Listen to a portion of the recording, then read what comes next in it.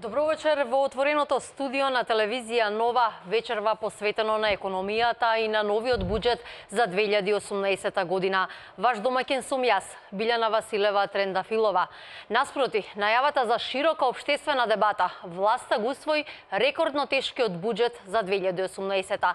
Државната каса ќе тежи 3,4 милиарди евра и е најголема досега од независноста на Македонија. Буџетот предвидува помалку пари за субвенции, но зголемена акциза за нафтата. Државната каса во 2018 ќе се полни преку задолжување. Како ќе живеат граѓаните во 2018 и како ќе се трошат јавните пари, анализираме во вечерашното отворено студио, како што ви најавив, посветено на економијата со моите, но и ваши гости. Со нас вечерва е Неби Хоџа, председател на Стопанската комора на Северозападна Македонија. Добро вечер и добре дојдовте во телевизија Нова. Добро вечер. Тука е универзитетскиот професор Томе Неновски. Добро вечер, професоре, и за вас. Добро вечер. Добро вечер и за Миле Бошков, прв човек на Конфедерацијата на слободни синдикати. Добре дојдовте. Добро вечер. Извинувам, на Конфедерацијата на работодавачи на Македонија, да.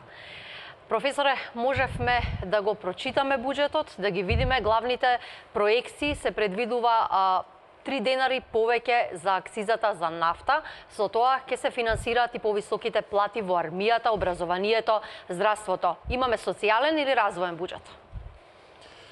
Во вашето прашање наоѓам неколку подпрашања и сега не знам од која страна тргнеме, од акцизата како составен дел на оние промени кои се налагат или за целината на буџетот, дали социјален или развоен.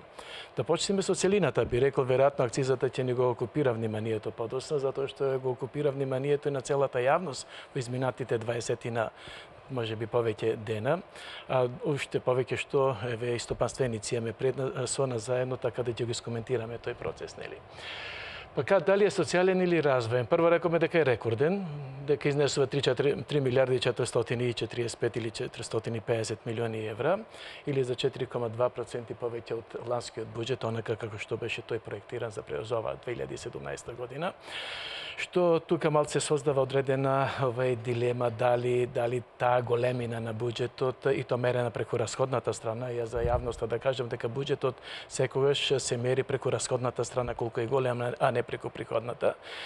Значи, дали 4,2% ќе може да се обезбеди пораст на буџетот во услови кога општествениот производ во следната година ќе се зголеми, барем така е проектирано за 3,2%.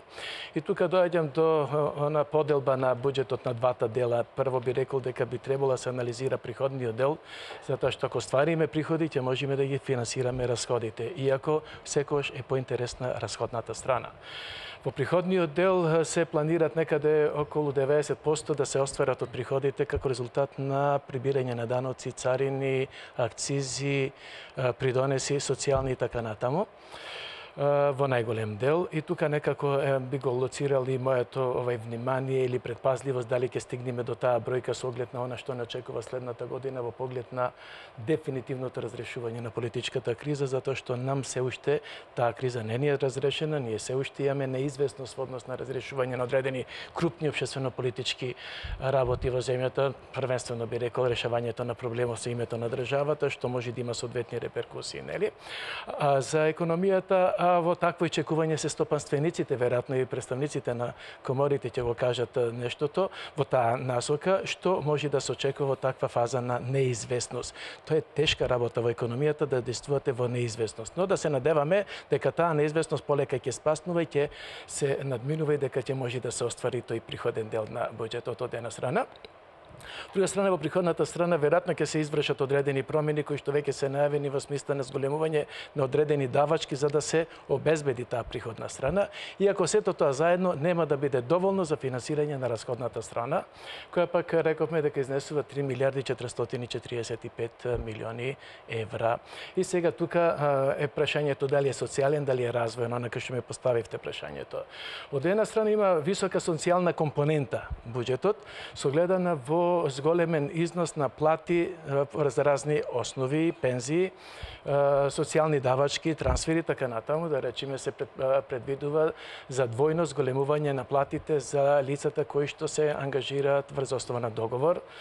се предвидува зголемување на платите во областа на здравството, на образованието, па ќе се исплаќаат овие разликите во минималната плата како таа е определена.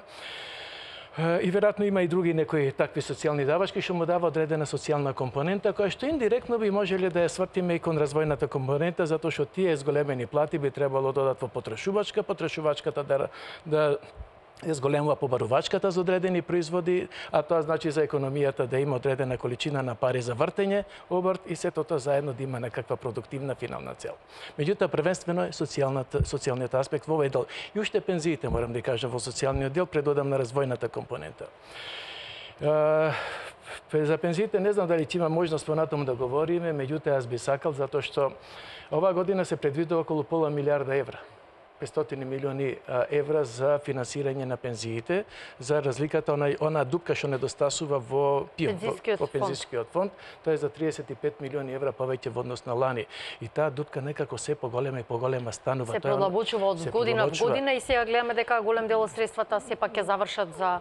Да, и тоа мене многу ме вака да речам интригира и морам и загрижува, затоа што ако вака продолжи темпото, може да се случи едноставно да уште поголем дел од буџетот оди за финансирање на пензиски потреби, што секако треба да ги регулираме ние пензиите на граѓаните, на пензионерите, нели? Меѓутоа значаен дел од оние што би биле продуктивно насочени средства ќе одат за покривање на пензиската дупка, што значи дека ни е потребна итно реформа на пензискиот систем во Република Македонија, да овој тренд го стопираме. Дали ќе се зголеми рамката, лимитот, старосната граница за пензионирање, дали придонесите нешто ќе се променат под типот на она што се прави во западните земји, и тој проблем не е само наш. Тој во поголем дел од западноевропските земји. Според тоа е уште една карактеристика од социјален аспект на буџетот, значи социјална компонента. И да завршам на одговор на прашањето, во капиталниот дел се планираат, мисля, чини 400 милиони евра за капитални инвестиции, што е поголем износ во однос на претходната година, и јас би го поздравил реализирањето на 400 милиони евра, меѓутоа под услов на вистина да се реализираат.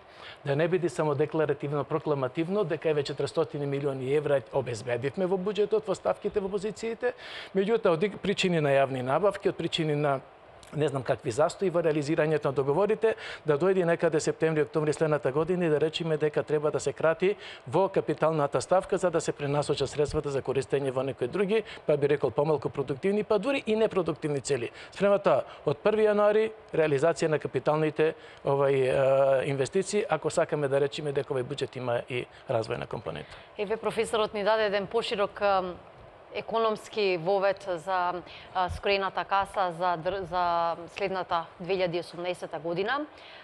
Но реков и на почетокот на ово отворено студио, јавноста на нош ја дочека најавата за повисока акциза за нафтата. Се чини најмногу имаше бурни реакции токму за оваа ставка. Бизнес заедницата реагираше, но власта сепак не ја прифати вашата сугестија.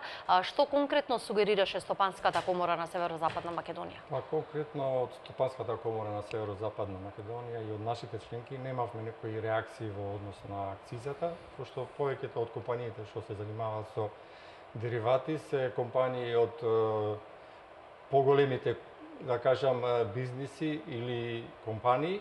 Во тој однос ние како комора мислиме дека тој дел на зголемување на акциза не би придонел многу врз основа на економијата ако рачунаме дека 3 денари по литар, значи во целиот износ сумата би изнесла негде околу 26 милиони евра, но тоа би можело некако компаниите да го намалат нивниот профит или да ги зголемат малку цените за да може тоа да се избалансира. Затоа што и во државите околу нас цените на дериватите се повисоки. Мислам дека мораме да бидеме тука некаде со цени, затоа што се во еден дел и тие деривати го загадуваат воздухот и нормално дека европските држави сите тежнеат кон тоа дека давачките кон дериватите треба да бидат повисоки. И мислам дека ние како бизнис сектор во нашата комора не мислиме дека тоа би било голем замав или голем товар за компаниите во комората. Ке почекаме, но секако граѓаните стравуваат дека ги очекува нов ценовен шок доколку акцизата оди нагоре. Господине Бошков, вие имате една ваша мини анализа за вака скорениот предлог буџет за 2018 година, кој го усвои владата, а за кој ќе расправаат и пратениците некаде околу 20 ноември. Добро, на буџетот сега му следи и Комисијата за финансирање и буџет, меѓутоа најважни се граѓаните и бизнис заедницата. Така да кога станува збор за буџетот, добро е она што го кажа професорот, да се надеваме дека ќе се исполни во целост развојната компонента и дека капиталните инвестиции навистина ќе придонесат кон добра кои на некој начин ќе се ефектуираат или ќе се валоризираат во економијата. И нормално ќе придонесат за потикнување или на некој начин развој на конкурентноста на економијата. Што се однесува до трошокот 3 денари акциза по литар, ние имаме еден генерален став и тоа за мене има и економска и математичка логика, а тоа е дека секој нов трошок е проблем.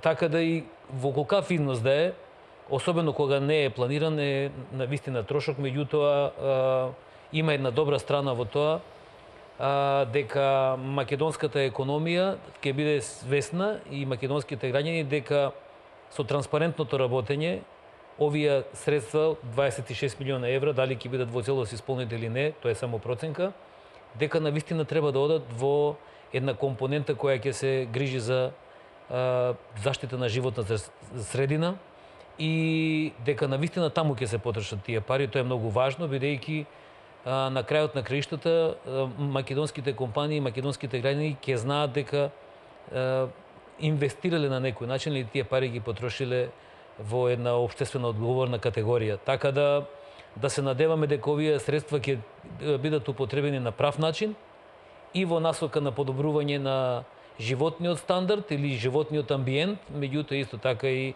во инвестиции кои навистина ќе значат заштита на животна средина. Износот... Може за акцизава нешто, јас Да. молам, затоа што навистина го преокупира вниманието на јавноста во после како што веќе на почетокот реков. Според мене ова најава за зголемување на акцизата за 3 денари плюс ДДВ е 0,54, значи 3,54 по литар би било зголемувањето на цената на 1 литар нафта во малопродажбата. Има 3 компоненти. Едната е буџетско-финансиска, втората е социјална, третата е монетарно-финансиска бекарост. Буџетско-финансиската е набележана и во образложението на буџетот, кај што се вели дека причините за введување, за зголемување на акцизата се зголемување на приходите во буџетот. Со тоа што одма морам да кажам дека буџетските средства кои доаѓаат од даноци, царини, од такви приходи немаат карактеристика на наменски даноци, дека постои едно правило кое ние во економијата го викаме неефектација, не се наменски насочени, дали ќе бидат за овој проект, за оној, те влегуваат во касата. Никаде во буџетското образложение не стои дека тие ќе се искористат за заштита од животната средина, само се вели дека ќе се намали загадувањето на животната средина. А за тоа ќе треба да се реализираат проекти кои што треба други министерства да ги реализираат, да речеме Министерство за животна средина, тоа му е негова задача. Според тоа, главната цел е собирање на одредени приходи за покривање на одредени расходи кои што се ново појавени, типот на платите кои ги кажав во одредени сектори, меѓутоа да не заборавиме се укина радиодифузна такса. А таа треба да се финансира од некаде. Еве, тие пари, ако ги пресметате колку е радиодифузната такса од прилика, би се преклопиле некако. Месечниот трошок е 25 милиони, можеби 30 милиони за радиодифузна такса, кој што веќе го нема, кој го плаќавме сите.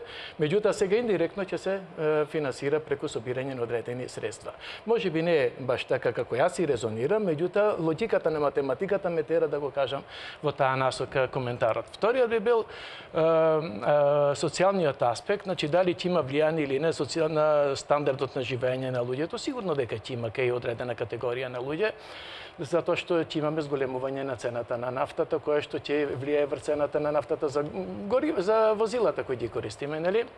И превозниците веќе најавија дека ќе бидат погодени од овој потек затоа што ќе им постапат трошоци. Да речеме автобускиот превоз, градски, меѓуградски ќе биде исто така по некоја пресија да ги зголеми овој цените за некој процент, не знам, за некој денар, или железничкиот сообраќај, или пак горивото кое што се користи, односно производите кои произлегуваат од пластеници. нели оние радно-градинарски производи, тие исто така се резултат на користење на нафта или тракторите кај земјоделците. Спрема тоа, поединечно некој ќе биде загрозен. Тоа е социјалната страна на зголемување на акцизата. Сега оне третиот што беше многу актуализиран во последно време, јас го викам монетарно-финансиски, во смисла дали ќе влие инфлаторно или нема да има... Ќе се подгрели инфлацијата? Па тоа некако би рекол на неадекватен начин беше коментирано или презентирано во јавноста. Во одреден дел на микрониво, да, веќе кажав кои цени ќе се зголемат и некој ќе го почувствува тој товар. Меѓутоа инфлацијата на макрониво, на државно ниво се пресметува по други критериуми каде што се врши пондерирање на голем број производи спрема тежината на важноста на нивната важност во нашето користење и можеби во целината на стапката на инфлација која е веќе проектирана на 1,7%, ова да е веќе внесено, а и да ако не е, тогаш би имало некое влијание, би рекол со децимален процентен поен од 0,2, 0,3, 0,4 можеби, така да можеме инфлацијата да ја донесеме до 2%. И така да инфлацијска спирала, па како што бев прочитал во некои медиуми, не може да се случи затоа што едноставно инфлацијска спирала тоа убаво за јавноста да кажам вечерва и веројатно веќе еднаш ќе се затвори таа дилема. Инфлацијска спирала имате кога цените се зголемуваат, тоа предизвикува зголемување на платите, платите предизвикува зголемување на цените, тоа е спирално движење нагоре. Може ли да продолжам само уште 2-3 реченици? Да. Значи, може да дојде до инфлацијска спирала само ако не дојде до синхронизирано дејство на монетарната и на фискалната политика, затоа што плати, рековме, ќе се зголемат кај образованието, здравството, армијата, двојно зголемување на платите на договорните овие услуги, што се минималната плата, значи тоа е количина на пари што ќе влезе во оптек. А ако се зголеми количината на пари во оптек при иста количина на стоки, веќе сигурно ќе има инфлаторно влијание. И ако на тоа додадеме уште акцизата со незините директни ефекти нема за инфлацијата, тоа и гувернерот го кажа, меѓутоа индиректни ќе има, тогаш може да се случи да имаме инфлацијска спирала. И затоа јас би апелирал монетарната и фискалната политика да бидат целосно синхронизирани. Ако од една страна имаме зголемување на паричната маса преку плати и другите овие елементи кои кажавме преку буџетот, монетарната политика да стега од другата страна и на тој начин да оствариме стабилноста на цените како главен столб на макроекономската стабилност на земјата. Важна е координацијата. Апсолутно. Секако, во предлог буџетот за 2018 пишува дека владата планира в година да се задолжи за над 854 милиони евра, од кои половина милиарда ќе бидат на странскиот пазар. Министерот за финансии Драган Тевдовски вели дека задолжувањето ќе биде за покривање и враќање и на стари долгови. Данча Зманова го има неговиот став. Државната каса во 2018 година ќе се полни и преку задолжување, рекордно од прогласувањето на независноста. Износот предвиден за задолжување на државата во идната година изнесува над 854 милиони евра, од кои половина милиарда евра на странскиот пазар. Економските аналитичари предупредуваат дека ова е рекордно висока сума со која што би се задолжиле граѓаните. Министерот за финансии пак објаснува дека со позајмените пари ќе се пополнат буџетските дупки и ќе се сервисираат долговите. Кога се зборува за странско задолжување, клучно е која ќе биде остварената каматна ставка, практично цената која што ќе ја платат граѓаните. Не е исто да излегувате на странски пазар или со еврообрзница, дали таа ќе има 3, 4, 5% или ќе има 9 или 10% каматна ставка. Така да нашата анализа и ќе донесеме одлука за излегување на странски пазар само ако мислиме дека граѓаните ќе платат ниска цена. Давачките ќе изнесуваат 3 милиарди евра и се претежно за плати, пензии, социјални надоместоци, субвенции и подршка на предпријатијата. Речиси половина милиарда евра ќе бидат наменети за исплата на пензии. Според предлог буџетот, повеќе финансии следната година ќе добијат Агенцијата за разузнавање, Уставниот суд, владата, Службата за општи и заеднички работи и Агенцијата за администрација. И собранието ќе добија повеќе пари. Буџетот на законодавниот дом ќе тежи 9,3 милиони евра, од кои половина ќе се потрошат за плати. Ќе се набавуваат и нови возила, а двојно ќе се зголемат и патните трошоци на пратениците. Иако државната каса за 2018 година ќе има најголем буџет досега од 3,4 милијарди евра, сепак предвидени се помалку пари за кабинетот на председателот Иванов, за Државната изборна комисија, за Државниот завод за ревизија и секретаријатот за спроведување на рамковниот договор. Ке се скрати и на субвенциите во земјоделието. Буџетот за 2018 година веќе стаса во собрание. Дебатата за истиот се очекува да започне околу 20 ноември. Министерот денес како дообјаснуваше предлог буџетот за идната година, на настанот на кој беше промовирана неговата збирка колумни под наслов Патот напред.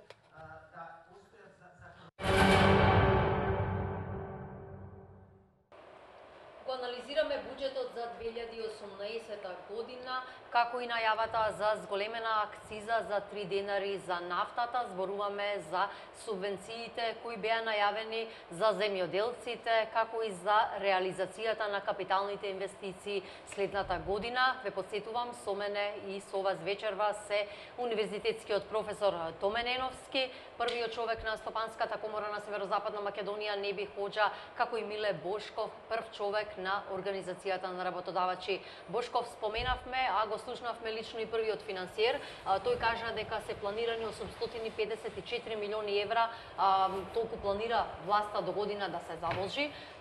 Повеќе од половина од сумата или половина милиарда ќе бидат на странските пазари, веројатно со издавање на еврообврзница. Дали ова ќе го зголеми салдото на долгот и што значи овој нов долг? Во најава. Треба да видиме дали и од тој долг ќе има враќање на старите долгови и веројатно е тоа пресметано за да може безболно да се реализира и буџетската и политиката на задолжување. Оно што е најважно е дека најавата дека поголемиот дел од задолжувањето ќе биде на странскиот пазар остава можност за полесно дишење, така ќе го кажам тоа, на македонското стопанство и начинот на кој ќе може да пристапат до финансии. Иако има еден податок кој е многу важен и за македонските граѓани и за македонската економија, дека се уште 5 милиарди евра во денари нормално, дека се акумулирани во македонските банки. И тие повеќе имаат политичка порака на неизвестност отколку инвестициска можност за македонските компании. Тоа што на почетокот беше кажано, дека се уште политичката неизвестност, особено нашиот политички напредок кон ЕУ и кон НАТО, носи едно поле на исчекување во насока на нови инвестиции. Од друга страна, исчекувањето поврзано со парите кои ги имаме во банка и со парите кои се можност како инекција финансиска е и на некој начин и локалните избори. Бидејќи економијата се развива не на централно ниво, особено бидејќи е концентрирана во Македонија, во Скопје, меѓутоа треба да се развива и на локално ниво. Така да, веројатно, со поголема отвореност, со поголемо разбирање и со, на некој начин, транспарентен и приемчив пристап на градоначелниците, ќе може да се разговара и за нови инвестиции, така да оние средства кои ги има во банките, навистина ќе може да се искористат. Еден инвестицијски циклус не значи дека тоа е 1 месец, 2, 3. Нормално треба поголемо планирање и така да се вратам повторно на она задолжување. Може би е добро што ќе биде во странство, меѓутоа треба да видиме дали воопшто ќе донесе една клима на потикнување на инвестирање во Македонија. Господине Хоџа, ова што го зборува Бошков е важно за домашниот бизнис, за да се запре веќе таа политичка неизвестност, сите помина изборните циклуси, веќе сега да знаат на што да се фокусираат компаниите, фирмите кои водат бизнис во Македонија. Како вие гледате на најавата за ова рекордно високо, прилично висок износ на задолжување в година? Па ние како комора, гледајќи ги овие движења, мислиме дека тој износ би бил издржлив ако имаме стабилна политичка ситуација. Во тој случај бизнисот во очекување долго време за стабилизирање на ситуацијава е во неизвестност и беше во неизвестност, мислам, за да почнат со нови планови, со нови идеи, затоа што дел од фирмите кои беа засегнати со политичката криза не беа во можност да ги изреализираат нивните проекти за развој на нивниот бизнис. Така да, исто така и странските инвеститори во почетокот на овој период, значи со новата влада, се во очекување со ситуацијава за да почнат и тие да размислуваат за инвестиции во нашата држава, што значи дека таа соработка меѓу странските инвестиции и домашните инвестиции треба да биде на повисоко ниво, за да се тоа математички изреализира и да имаме сите профит од тоа. Мислам дека имаме позитивна ситуација, компаниите очекуваат поволна клима и врз основа на тоа мислиме дека оваа година која следува ќе биде малце полесна од годинава што ја поминуваме во овој период и надежта на компаниите мислам дека ќе биде позитивна. Професоре, вклучен ли е црвениот аларм и што значи проекцијата за 854 милиони евра нови долгови? За алармот ќе почекаме од кога ќе дојдат бројките, дали ќе се реализира така како што замислено. Иначе вака, структурата за заложување како е предвидена во буџетот е отприлика како јас ја гледам на следниот начин.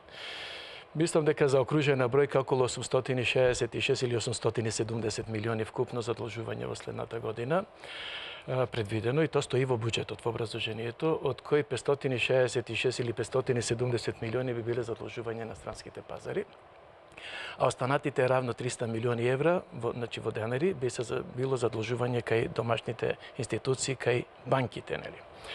Сега, од тие 870 да ги заокружам милиони, 170 милиони евра се довтасан долг кој што треба да го врати Република Македонија во следната година, од кој најголемиот дел некаде без малку 100 милиони во почетокот на јануари. Значи имаме сериозно заканување дека треба да обезбедиме пари уште во јануари, 170 милиони збирно за целата година. А спрема домашните банки и домашни овие комитенти, некаде околу 200 милиони треба да се платат во форма на враќање на долгови врз основа на обвртници. Значи вкупното раздолжување во година на владата, на државата, спрема домашните комитенти и спрема странските кредитори ќе биде 370 милиони. Сега прашањето е што ќе се случи со останатите 500 милиони до 870. Од тие 500 300 милиони ќе одат за покривање на буџетскиот дефицит. И тоа е јасно, имаме буџетски дефицит меѓу расходи 3.450, имаме приходи 350, 300 милиони, и тоа ќе се финансира со задолжување. Тоа е дефинитивно и тоа мора така да биде, ако веќе треба да имаме буџетски дефицит кој е проектиран некаде на 2,7% од бруто домашниот производ следната година, а останатите, значи тоа ќе биде трошковен дел. И ќе се троши буџетот, ќе го троши тие 300 милиони, ќе троши за проекти кои се предвидени, за програми кои се предвидени. Разни се.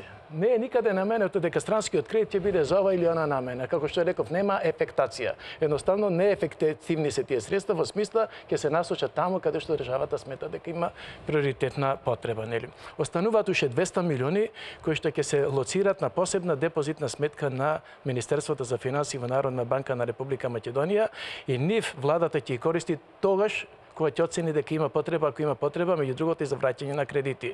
Следната година нема да имаме нови кредити, освен тие кои што се најавени во буџетот предвидени. А дали во меѓувреме на државата ќе се јави некаква потреба за ангажирање на тие 200 тргнати настрана милиони, тоа е веќе прашање на реализација на буџетот. Може би буџетскиот дефицит да се зголемува ако приходната страна не се реализира онака како што е планирано да се реализира. Овде имам само уште две работи да кажам. Значи, задолжување во странство ќе биде неопходно, затоа што не се потребни девизи. Потребни се девизи затоа што девизните резерви во изминатите 5-6 месеци почна нагло да ни се намалуваат и според она што јас можев денојве да го видам во сметките на Народна банка, тие се некаде на 2 милиарди 50-70 милиони евра, а едно редовно нормално салдо на девизни резерви не треба да биде помало, тоа е еден меѓународен стандард, од вредноста на 4-месечен увоз на стоки и услуги во земјата во таа година. 4-месечен увоз на стоки и услуги во Македонија во изминатиот период изнесува 2 милиарди и 200. Значи ние доаѓаме на ивицата на стандардот за обезбедување девизни резерви, што значи се потребни девизи кои што ќе го надополнат тоа. Оваа врзница, како ли ќе се вика или тоа задолжување, ќе обезбеди дополнителен прилив на девизи. И оние 200 милиони кои ги кажавме, кои ќе бидат на депозитна сметка, тие ќе бидат претворени во денари. Денарите ќе бидат на трезорската сметка на Министерството за финансии, а девизите во девизните резерви за да се заштити курсот на денар. Тоа сакав да кажам. Значи девизните резерви ни се потребни за да го заштитиме вредноста на курсот на денарот. Ако ни паѓа девизните резерви надоле под 2200, мислам дека ќе имаме опасност од девалвација на денарот, што е било страшно негативен ефект. И не посакувано, бидејќи знаеме дека изминативе години денарот се држи во не дај Боже. Стабилна. Не дај Боже, ако изврши девалвација, тогаш и буџетот има сериозен проблем затоа што третото салдо, првиот столб на макроекономска стабилност е стабилност на цените. Вториот столб е стабилност на курсот на денарот. Третиот столб е мало умерено буџетско салдо, минусно салдо. Ако има девалвација, буџетското салдо како балон ќе се надуе заради влијанието на девалвацијата. Иначе во однос на структурата на задолжувањето, Миле, морам да кажам дека барем јас во изминатите години повеќе се заложував да имаме повеќе задолжување дома. Имаме многу неискористени средства во банките и подобре да плаќаме 2-3% на нашите банки и парите да останат овде, отколку да плаќаме 5, 6, 8, во едно време дури 10% камата на девизи кои што ги земаме во странство заради обезбедување прилив на средства во земјава. Би надополнил. Да. Високи каматите кога земјава се задолжува надвор. Тоа е точно, меѓутоа за да не говориме вселенска математика за граѓаните и поготово за бизнис заедницата, она што го кажа професорот е дефинитивно техничко управување со буџетската политика. Она што највише го интересира стопанственикот или бизнис заедницата, дефинитивно е како до полесен пристап до пари. Правевме една паралела зошто треба да се задолжуваме на странскиот пазар, меѓутоа и зошто треба да се задолжуваме на домашниот пазар. И сега морам навистина да бидам искрен, иако ја представуваме, тука сме заедно представници на бизнис заедницата, меѓутоа кога разговараме со банките, има една навистина неубава и не звучи добра таа реченица, дека македонските компании и не знаат да подготват добар бизнис план. Тоа значи дека парите остануваат во банките, подобро е она што го кажа професорот, барем некој да ги користи, говорам за домашните пари во домашните банки, отколку ние цело време да говориме дека имаме потреба од полесен пристап до финансии, а од другата страна да немаме реални проекти за подобрување на економијата и за зголемување на економијата, а од друга страна и на некој начин, за да не ги навредам банките, преголемото одговорно однесување на банките, мислам на преголемата затегнатост секако, во однос на финансирањето и корпоративното следење на бизнисите, ја создава ова акумулација на многу средства и на некој начин не помага во реализација на одредени проекти кои навистина можат да повлечат поголеми средства, меѓутоа и поголеми вработување и економски раст. Како да се олабават стегите?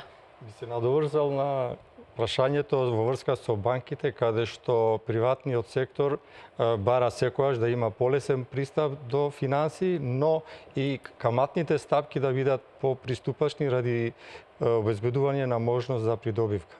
Во овој случај ние имаме ситуации каде банките кај нас, значи, диригираат камати каде што економијата во нашата држава не може да им дозволи на компаниите да се развиваат со текот или со плановите како што ги предвиделе. Така да имаме ситуација каде што банките во нашиот регион или во Балканот стапките ги имаат зголемено ради ризикот од компаниите што ги земаат кредитите, али мислам дека во овој случај во Македонија ризикот е најмал во однос на сите држави околу. Така да мислам дека каматните стапки имаат можност да бидат и пониски и по прифатливи за компаниите. Немаме вечерва представник на банкарската фела. Посебна дискусија. Јас сум спремен да разговараме на оваа тема, али денес е буџетот. Само ќе речем дека задолжувањето на буџетот кај банките не го истиснува од приватниот сектор во земање на кредити. Кажа Миле Бошков, мислам сме колеги пријатели, има 5 милиарди евра, од кои 50% во денари, 50% во девизи, од тие 50 во денари, 2,5 милиарди евра во денари, државата ќе зема 300 милиони. Каде се 2200? Што значи се уште има многу голема количина на пари кај банките за да можете да пристапите. Друг е коментар за нивната конзервативност. Јас би ви препорачал вршите притисок на владата за банката за поддршка на развојот, да направите конкуренција на банките, за да можете од тука да земате повеќе пари со пониски камати, па и тие да може да вршат притисок. Да мислам да ги намалува. Исто така и приватниот сектор и домакинствата во однос на побарувањата од банките, значи е помал односот на бизнисот кои што имаат кредити него домакинствата. Така да политиката треба да се насочи кон тоа да развојните проекти или приватните компании да имат повеќе придобивка од средствата што се во банките. Односот е 1:6, 1:7 во полза на граѓаните, тоа е точно. Ќе направиме куса пауза за реклами и ќе продолжиме со вечерашнава економска анализа.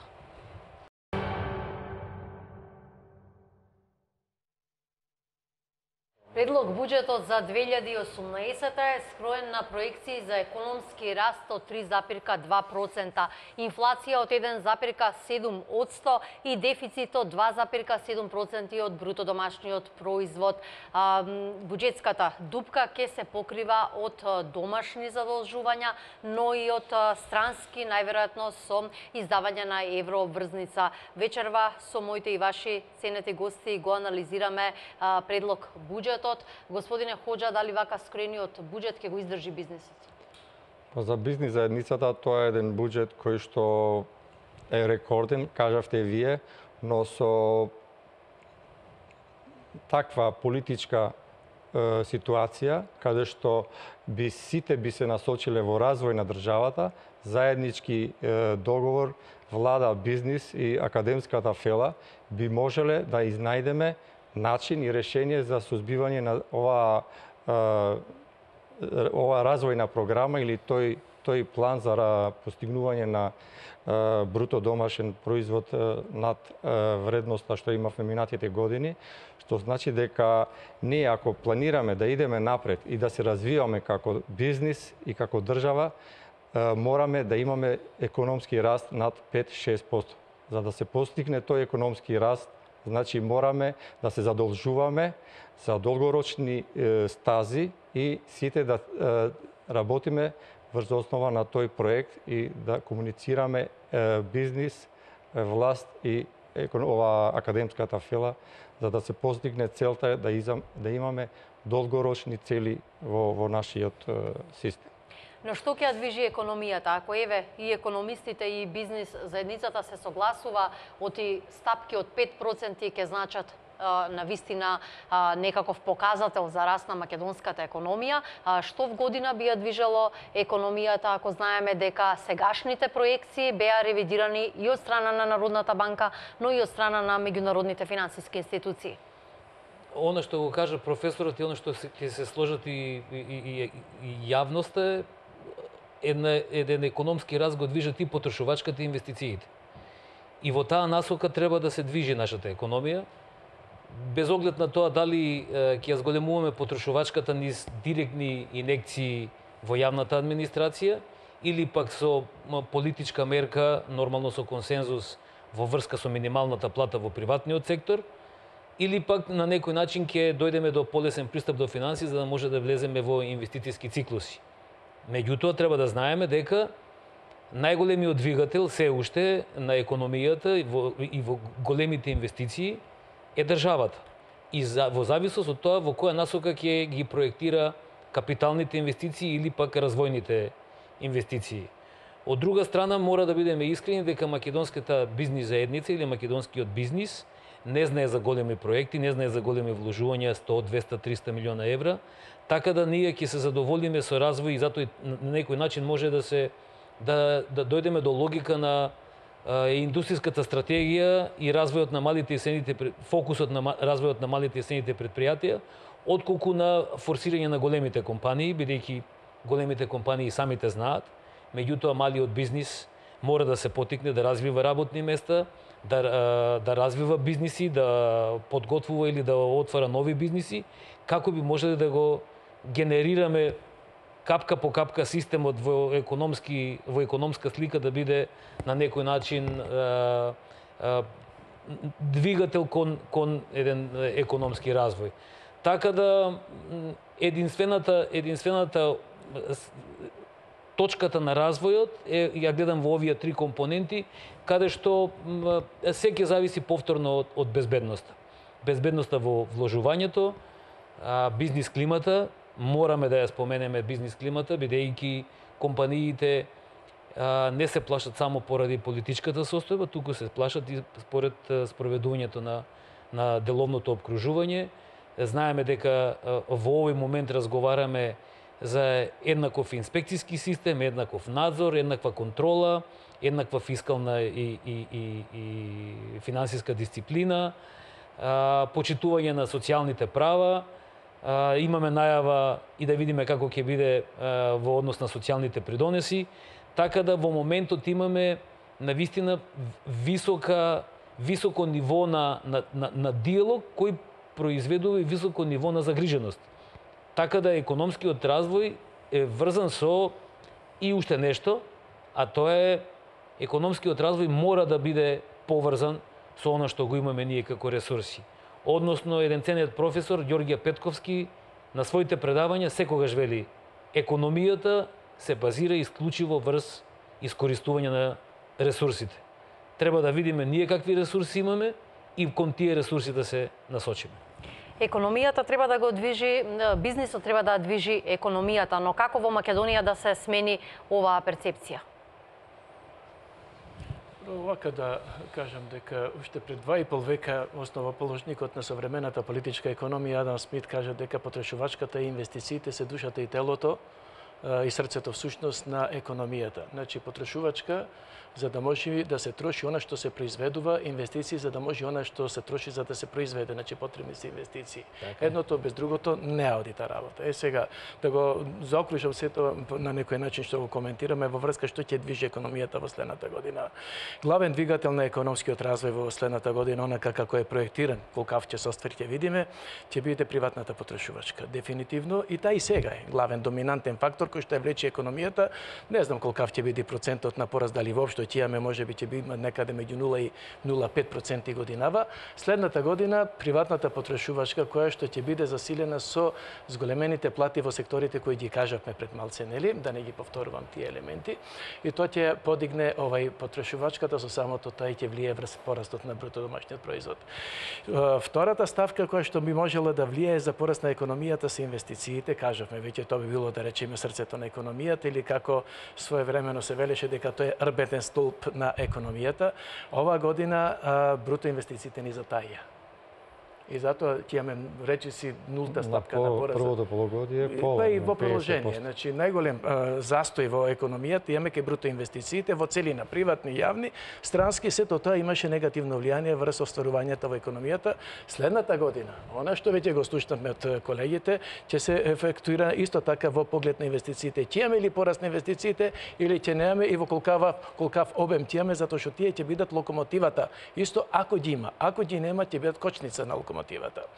И следниот фактор кој што би можел да предизвика растење на економијата, тоа е извозот. Ова година се покажа доста добар, мора тоа да се признае, дури обезбеди да имаме покриеност на увозот со извоз некаде околу 74%, што е доста добро покривање и очекувам дека во следниот период таа покриеност ќе продолжи. Сега на вториот дел вашето прашање да ги поставиме оние трите столба кои што неодамна владата ги соопшти. Мали и средни предпријатија. Не треба да говорам повеќе од она што колегата Бошков го кажува дека треба да се помага на малите, средните, фамилиарните бизнеси. Не да зборуваме за гломазни мастодонти во Македонија.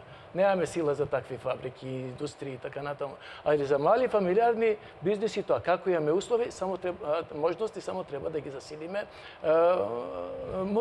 мотивацијата, меѓутоа и поттикот кој што се дава. Вториот е извозниот дел, рековме, само што би рекол да се внимава, да не се случи извозот да се еден ден поттикне со некаква девалвација. Ги молам властите да не помислуваат на таква мерка, ќе имаме катастрофални последици за целината економија, иако многу често извозниците тоа го напомнуваат. Најпослед да го подобриме амбиентот за сите инвеститори, меѓутоа да не ги бркаме странските инвеститори. Во оваа година некако како да направивме еден пресврт и како да ги уплашивме.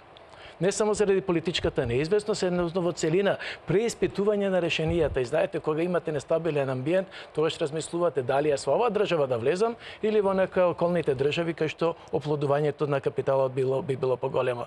Реализацијата на три столба е потребно да оди со мерки, со активности. Јас за жал досега не сум ги чул, а би сакал набрзо да чуем, да ги коментираме и тоа би било она што би ја движело економијата напред. Ќе очекуваме властите да соопштат нови мерки, па ете да може економската афела и бизнес заедницата да ги анализира и коментира. Точно, неколку странски компании кои ја пикираа Македонија како земја за инвестирање, се откажа, ги одложија плановите и вложија во некоја од соседните земји во регионот. Честопати стопанските комори, бизнес заедницата алармира на ист третман со странските инвеститори. Во скроениот буџет за 2018 можеме да видиме дека се предвидени повисоки субвенции токму за малите, за домашните компании кои сакаат да водат бизнис во земјава. Дали ќе биде тоа дополнителен стимул? Па секако мислам дека поддршката на домашните компании во однос на странските е во придобивка за нашите компании, меѓутоа не мора да значи дека и странските инвеститори се небитни. Ние странските инвеститори ни се битни заради тоа што можноста за соработка со нашите домашни компании, каде што би биле поврзани во производство на делови, кои што би биле корисни за големите компании кои што доаѓаат, би имале и текаков бенефит за нашите компании. И мислам дека таа соработка меѓу странските и домашните компании е многу значајно и ние како комори, како што ги браниме, значи интересите на нашите компании членки, исто така стоиме на тоа дека без инвестиции од надвор, кои што се компании од голем капацитет, тешко да можеме да бидеме сите извозно ориентирани. Ние можеби имаме квалитет, но тој квалитет со доаѓање на странски инвеститори би се усавршил и би дошле до еден повисок и конкурентен производ за компаниите кои што би биле во нашиот пазар. Домашните компании досега имаа ќар, научија многу од странските компании, дел од фирмите и соработуваа со нив. Лоша е перцепцијата да бркаме инвеститори, добро ќе биде да привлечеме нови без оглед дали се од регионот, од некоја европска земја, а уште подобро да ги мотивираме дома. За тој домашен ќар дека ги имаат македонските компании, за мене тоа е дискутабилно. Зошто? Бидејќи се навикнавме да им правиме сендвичи на работниците кои ги носиме во странските директни инвестиции и да ги превезуваме од работно место до дома и обратно. Тоа е и според анализата што беше направена дека само 1% има соработка и трансфер на технологии, и трансфер на знаење и тоа лично мене ме погодува затоа што не успеавме повеќе да навлеземе во соработка со странските директни инвестиции. За волја на вистината мора да кажеме дека во склучувањето на договорите има клаузули во кои не одаваат деловната и техничката и оперативната тајна на компанијата. Меѓутоа тоа не значи дека не може македонските компании да соработуваат и да се опробаат во комуникацијата или подобрата соработка со странските инвестиции. Она што е важно за нас е дека иако јас во комуникација со претходната влада дојдовме до едно разбирање, недоразбирање дека и во тој момент имало еднаква можност за македонските компании, иако за нас тоа беше дискутабилно.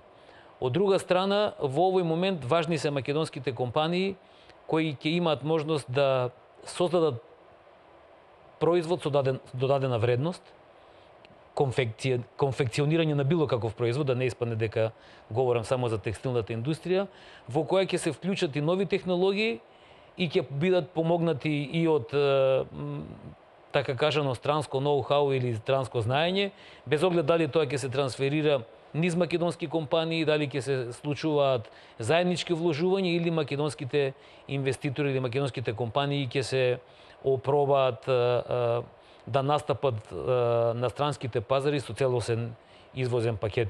Има добри примери, македонските компании учат.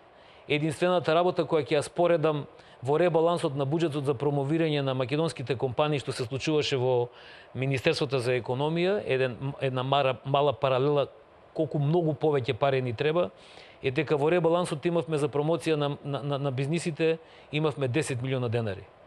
И ние кога разговаравме во Министерство за економија, кажавме дека со 10 милиона денари може би само една нова линија за пакување на кикирики може да биде доволна или недоволна за да се подобри оперативноста, капацитетот, брендирањето, пакувањето, безбедноста и така натаму. Така да ова е апел дека треба за македонските инвеститори ќе треба многу повеќе средства. Професорот кажа фокус на фамилиарните бизниси, фокус на иновативните бизниси, фокус на стартапите и нормално да не заборавиме фокус на динамичната информатичка технологија. Тука имаме шанси, имаме многу добра инфраструктура, треба да се искористи таа инфраструктура. Неколку коментари. Кооперативноста е потребна меѓу домашни странски инвеститори. Условите за действување апсолутно треба да бидат еднакви, да не бидеме ние домаќините девалвирани во однос спрема странските. И да видат во договорот вметнати услов. Да. И еднаква, мислам, на еднаква позиција да бидеме, стартна позиција, па нека биде, мислам, и конкурентноста нека се зголемува, дека тие влијаат со ноу-хау, со некој знање, со нова технологија, тоа е точно донесува нешто, дека направи една промена во образовната структура на нашите кадри со тоа што побара образование на инженери од разна нова струка, и тоа е па точно, нели? Меѓутоа, во јавноста има постојано една скептичност во смисла на тоа колкава била користа, колкави биле трошоците за од влезот на странските инвеститори. Да не нагаѓаме, да не предпоставуваме што е било, јас мислам дека е потребна една убава длабинска анализа која што стручни лица би ја направиле. Еве јас само ќе кажам дека една докторантка кај мене се согласи на моја препорака да таа направи таква анализа и докторатот да биде точно една кост-бенефит анализа на странските директни инвестиции, да видиме можеби сме во зијан. Па ако не ни оди работата, зошто да плати? За една компанија или во целина? Не, воопшто за проектот странски инвестиции. И ќе видиме колку влегува, колку вработија. Тоа е многу битно прашање. Молам да видиме колку трошоци тие добиваат и така наречена во теоријата се вика инвестициска премија. Колку средства се потрошија да се донесат странските инвеститори, тие средства да се инвестирале во домашниот бизнис. Има уште нешто дополнително, не ве прекинувам, има уште нешто дополнително во врска со социјалните придонеси кои беа ослободени на странските. Меѓутоа фактурата ќе се плати малце подоцна кога тие луѓе ќе отидат во пензија. Да, тоа е трошок. И добро, мора да го имаме и аспектот, да речеме, на промена на големината, на квантитетот, меѓутоа и на географската диверсификација на извозот. Додека тие не бе овде, ние имавме една структура на главни надвршно-трговски партнери, со нивно доаѓање тоа значително се промени. Меѓу другото, стално ја спомнувам Велика Британија. Ние на нашата извозничка карта ја немавме Велика Британија до појавата на странските инвеститори кои произведуваат катализатори за разноразни возила. И извозот па почна да се зголемува, и сега извозот се зголемува. Меѓутоа, тоа е ќарот, што би се рекло, користа од странските инвестиции. Меѓутоа, колкав е трошокот? Еве ќе спомнуваме и трошоци. Ајде да направиме една анализа и после тоа речеме да, вреди или не вреди, или кај да промениме нешто. Али не амблок да речеме не доаѓајте, немојте да бидеме непријателски расположени. Врз основа на бројки и факти би можеле да ја коментираме. Започнавме со буџетот, да заокружиме вечерашнава емисија и со даночната политика. Беше најавена промена во даноците, особено во прогресивното оданочување и во данокот на добивка. Сепак ова е одложено за 2019 година. Што ќе значи менувањето на даночната политика за фирмите? Па, мислам дека за нашата кревка економија зголемувањето на даночната стапка би било еден тежок терет, однос на тоа дека ние како бизниси сите тежнееме кон тоа да се развиваме со тие давачки што ги планираме. Со зголемување на давачките, значи целиот профит и развојните програми за компаниите би биле потежнати и тогаш целта да се добие или да се постигне известна добивка би била многу потешка. Треба, мислам дека тие даночни политики да се пролонгираат во однос на тоа да се направат политики за повеќе бизниси да се приклучат и да се постигне целта финансиска, која е цел на власта и на сите нас да идеме напред. Значи, подобро да можеш да направиш услови сите да бидеме актери во развојот на економијата, отколку тие што се да им ги зголемиш давачките и да им овозможиш ризик да опстанат или да затварат компании. Бошков, ризик ли е за македонските фирми доколку се чепне по даноците? Па пред се ризик во Македонија, најмалиот ризик беше да се објави транспарентно дека ќе се подигнат даноците. И повторно морам да кажам дека секое зголемување на трошоците на водење на бизнис е недобредојдено и секаде, во било каде кога разговарате со представниците на бизнис заедниците, дека тоа е рак рана, така ќе кажам народски, за водење на бизнис.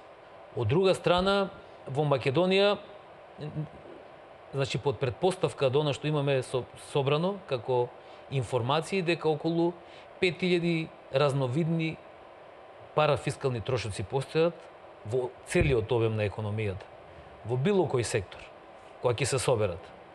Тоа значи дека мораме да разговараме паралелно кога ќе разговараме за подигнување на акциза, на даноци, на данок од доход и така натаму, дека мораме ние, ако сме умни, во овој момент да го искористиме моментот и да бидеме и одговорни, меѓутоа и да придонесеме, да кажеме што се случува во градежната индустрија. Еве денеска имаше една конференција каде што излезе дека да се поиде од гренфилд инвестиција со планирање, да се дојде до клучот на копчето за уклучување на тој погон, дека навистина има многу трошоци, многу лиценци, многу дозволи, многу анализи и така натаму, а плюс знаеме дека попатно има и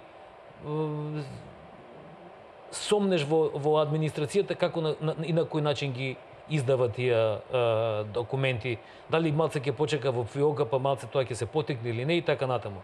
Значи, испредплетена ни е состојбата во начинот на водењето на бизнис.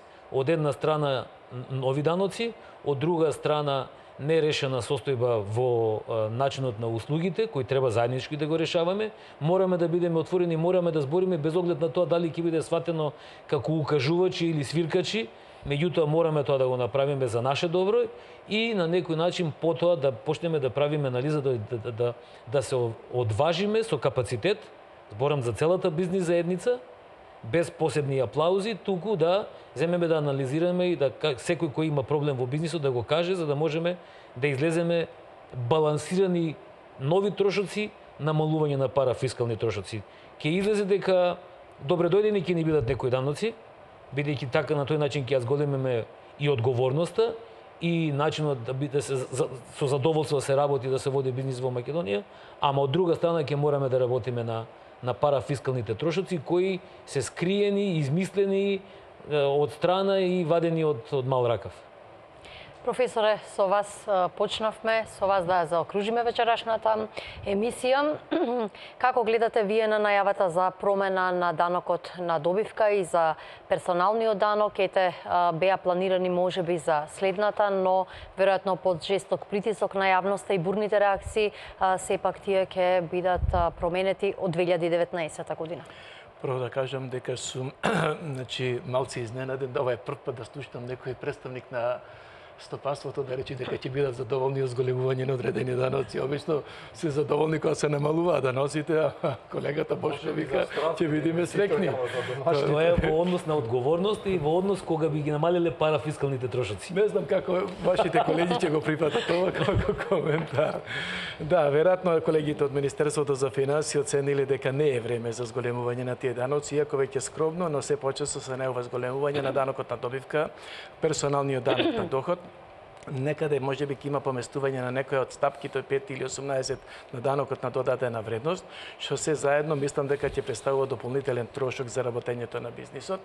И се од една страна велиме релаксирање за да може да се развива бизнисот, од друга страна го стегаме со овие давачки.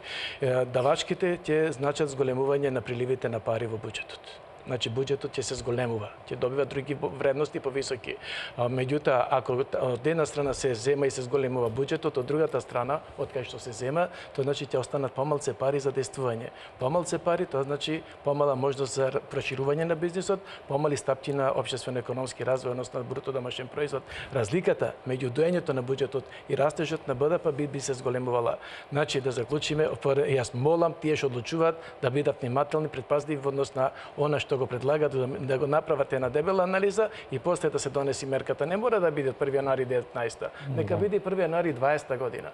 Меѓутоа, кој ќе се донеси, да има здрави основи, па после тоа бизнисот да рече да, сега сме задоволни.